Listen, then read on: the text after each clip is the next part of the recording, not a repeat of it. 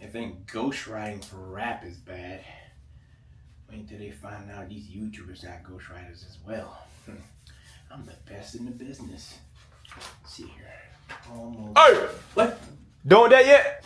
What? Come on now, man. Let's make it snappy, man. Not Matter of done. fact, you done. Give me the book. But Give me the book. Let's it go. can wait. Yeah. I'm going. Fine. Here. Take it, man.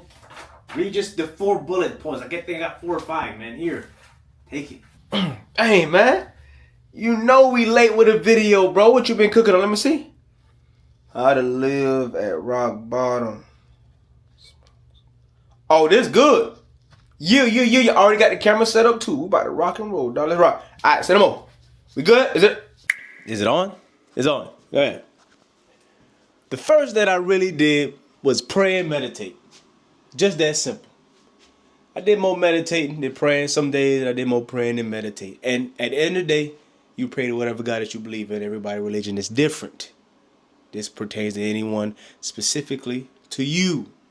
So if you rather meditate more than pray, or pray more than you meditate, that's fine as well. At the end of the day, it's all the same. Now, here's what I mean by when I pray and meditate. There are many times where I will be sitting and just thinking and just listening to absolutely nothing. And I just sit there and I talk to myself and I talk to my God and I tell him exactly what I wanted. I told my God exactly what I wanted. Exactly where I'm at and exactly where I wanted to go. And every time I sat there and prayed and meditate, I repeated that every single time because that's something I believe in. And when you start believing in what you pray about and put action behind it, guess what? God will provide as well. It will give you that extra oomph through that meditation. It will provide. Whomever you pray to will provide that if you believe and put action behind your belief. So yeah, that's pretty much it. I pray and I meditate every day, every night. The reason why I'm using both because there's moments where you actually will pray, and then there's moments where you'll meditate, as in just sit there in the still calmness of yourself. And that's my perception of meditating as well. I mean, everyone perceive it differently. Like, come on, don't be boring. Like everything's not the same, like black and white. Like, come on, you should already be aware of that. So that's my interpretation, my perception of how I meditated in the midst of my prayer as well. But that's pretty much simple as it is. I did that every single day until still to this day. I would sit there and I would just meditate. I just think to myself, telling myself exactly what I want, reminding myself what I want and how I will get these things and what I will do. That's pretty much it. Like I said, I want to make it as simple as possible because these things is not complex as they seem. Up here make them complex. But in reality, it's just doing and not doing. All right? The second thing that really helped me on this journey, this abyssal journey, was adaptability. Adapting. And I don't think a lot of people talk about that enough. Like, we speak on it, but actually knowing what that means and how to put it to action is a different type of story. Now, for me, again, this is all experience-based, but it can all be different from you as well. My adaptability was having a structured life that I had, and then now ripping that to shreds and becoming or being somebody that I had to be for the given moment. Moving back with different family and being in an area I didn't want to be in and not having the things that I've had before. I had to rip me away and adapt to my surroundings. I had to adapt. And of course, there was moments where I caught on to myself. I was like, yo, I'm adapting, but I might be going a little too far left, right? Because I ain't going right. But adaptability was the main key because my life was changing fast. Like all this happened in the span of less than a year, 9 months. So it was changing fast, losing relationships, friends, family. losing my car, being on the side of the road on Christmas Eve, losing my job, my home, having no money, dead broke. These things were happening fast. It was moving quickly. And if you're not adapting to that as quickly enough, well, I mean, you've probably seen how people turn out. Some people don't make it back from going that far. I know people that didn't make it back from hitting rock bottom. So that being adaptable is almost like a instinct, I would say. I may be wrong, but I feel like it is. It's an instinct that we all must have to. We have to have, because we in this life we get so accustomed to how we're normally living, and that's why people commit. That's why people do the things they do, because they get so used to these lives, and as soon as they get stripped from them and removed from them, they quote unquote crash out. In other words, they spiral and do things that would be unspeakable. I'm trying to pick up what I'm putting down. So being adaptable is such a key to living. Yes. And I think a lot of times that people speak on about not what they say, not being so attached to the physical things. Granted, that is good on paper. It is great on paper. However, once you live this life and you do the things that you do, it's hard. Something have to happen before you actually understand that true meaning, right? I always knew that these things would come to pass, but going through these things is a totally different story. Now, maybe that's why I was able to adapt to the degree that I had to during this time of my life, because I always knew that things will come to pass. They never last. I love things, but things must leave. They must go. So who knows? This is just me talking out loud, because, like I said before, I've seen smaller things happen to people and they don't come back. So that instinct, that living instinct to have to be able to adapt on the fly was such a key concept for me to be standing here today, because battling those depressions, continuously battling the anxiety, the self-doubt, on top of the other things. It's like, what is there else, And I mean, I can go all day on this topic, but I won't, because I just want to make it simply as possible of what I did to strive and get out of my other video, the funkatry, but basically just get out of it, man. Just how to live at rock bottom. I'm going to carry on to the next one, man. Number 3, over here, come on. And the third, major. I mean, all of these are major, honestly. Every last one of these points that I'm stating here are major. But I feel like this one, I might say this for the rest of them, but I feel like this one is like life or death. And it's simply as creating a plan. And not just creating any plan, creating the plan. Write this plan down. Write steps. Let me backtrack. I am a person that advocates for writing. I love writing. And a lot of people don't write. A lot of people use their tablets, which is fine. We're in a day of technology. However, when it's time to get things done and it's time to change your life, pick up a pen or a piece of paper or a pencil and write these things down.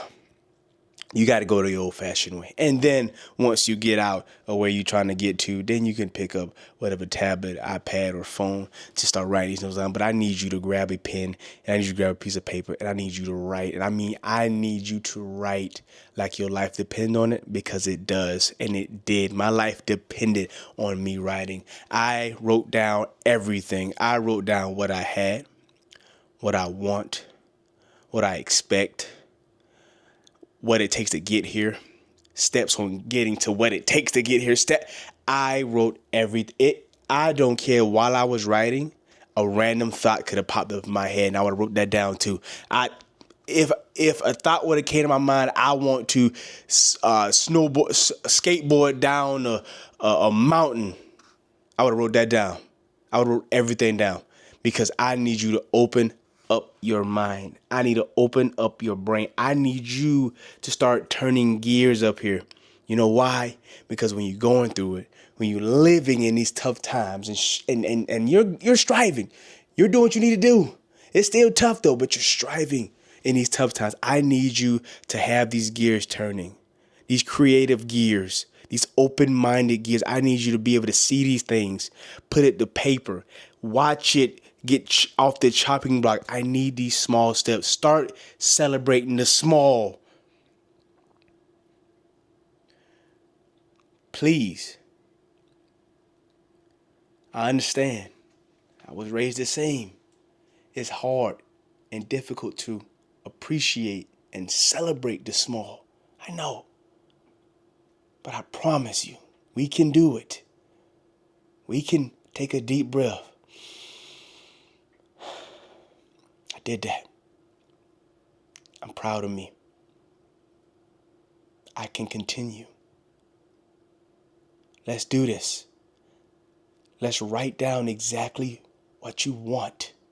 Stop being shy about your life. Stop being hesitant about your life. There is no second chance.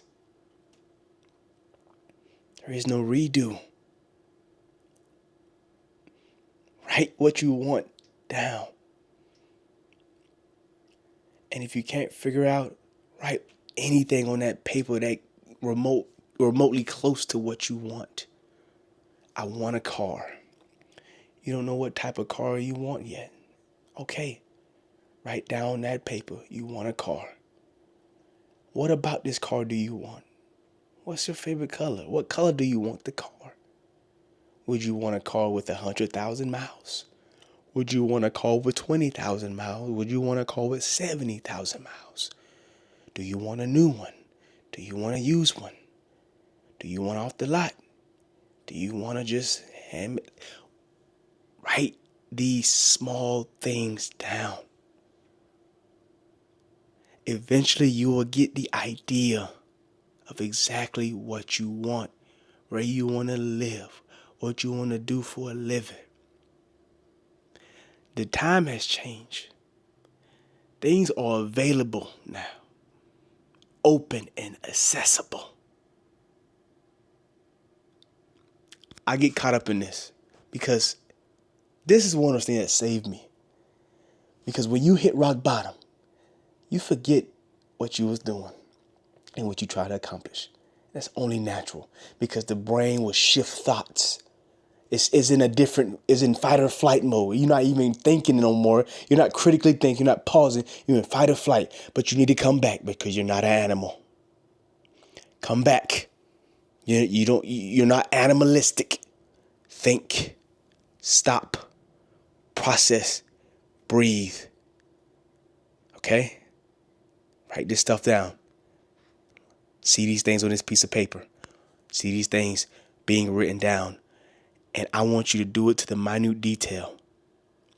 One thing about what made me start things, I do the good, bad, ugly, and the absolute worst. The absolute worst at any idea that I can possibly do in life is death. That's the worst thing that could happen.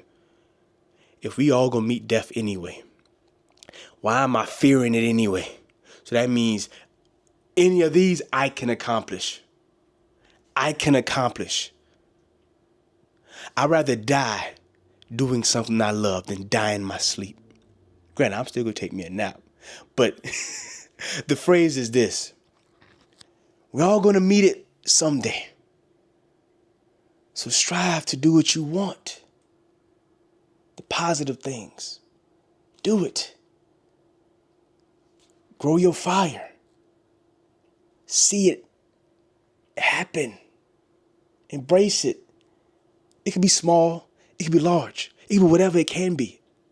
Because it's going to mean everything to you. But you must start writing it down. Processing it. Seeing it. And from the smallest detail. How can you get there? Big thing. You want a house. Right? How you get the house, who you got to talk to get the house, how much the house, the steps to get the house, the stuff you got to watch out for the house. And as you going along, you getting these things, is writing these things down, and you get to the point where I have the information and the finances to get it. I can actually get it now. All it took was me to put it on paper. And that's how I did my life. I put exactly what I lost, what I want, the things I want to see, the things that I want to do, the places I want to live, how do I want to live my life. I put all that on that paper. And it's written in my book. I'm not going to go grab it, but it's there. I had 3 books when I lived with every location that I wanted to make a change and do something new.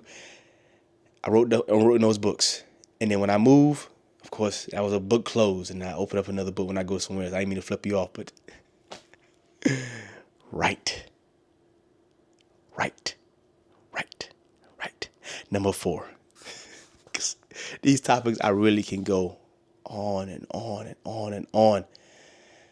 But I'm going to save you your time and your ears. Number 4. All right. So this is number 4. Now, I had 5 in total. But I shrunk it down to 4, kind of combined the 2. And it's just persistence and doing something positive daily. And of course, I want to combine the 2 because I feel like they go hand in hand, right? And these are the final things that I've done to get me out and continuously to keep me out of being or living at rock bottom. And just the story of mine, I knew after, praying, meditating, writing my plan down, knowing exactly what I want and adapting, I knew exactly what I need to do. It became clear to me. And I just need to do something that can keep my mind positively moving. I needed to keep the gears moving because at some point you will become on autopilot. You will just be doing things soulless at some point. Like you're just doing it because you know you have to. And you're trying, like, you don't adapt to the point. It's like you put yourself back. It's like you're just going and going and going and going without a thought. And what I did was I go to Starbucks, get the free internet, and I have my laptop. And I will work on Blender. I was working on Blender. I talk about Blender a lot because, one, it's a 3D software platform. You can create things, and I want to do animation. I'm still learning to this day. But it was free, and I'm just like, okay, it's something I probably can pick up. It's free. All I have to do is time, and I was enrolling in YouTube University. I call it YouTube University because you can learn almost anything on YouTube. So I pick up tutorials, and every day I was working on projects, doing the donut, doing the other tutorial. I'm slowly getting out of tutorial hell. Some may know what that is, but that is what I was doing. That's just exactly what I was doing. I was working on something that can keep me stimulated. And I knew at the end of the day, doing this was better than doing the other things that I was doing, drinking and, just trying to, cover up, trying to just feel something, just get away, So I was like, you know what? Let me do something better that I know at the end of this can be a benefactor. Who knows? I can find a liking in this and continue on. So I did Blender, and I did that every day. And every time I could, I walked to Starbucks, and I sat in there for hours. Probably I don't know how long, but I was doing projects, and that was it. That was my highlight of the day. Going to do my project and leave. Rinse and repeat. I kept doing that every day. And that was it. Like I finished a project, I showcased it, and I was proud of it. I was proud of the small things. I was beginning to understand. And until one day, I got a call and opportunity started knocking at the door. But I knew every day I woke up, I had to do something. That was my mindset every single day. Still to this day, I have to do something. Because if I start doing nothing, then what will nourish my garden? What will keep me going? If I do nothing today, already on edge, what would that help? So I had to do something every day. And that was that. Like I said, that's pretty it, man. That's pretty much it. Be persistent. Do something positive every day. And that could be, it don't have to be Blender. It could be whatever. If you have a fond of art, if you have anything that you have at your fingertips that you can do every day, daily, do that.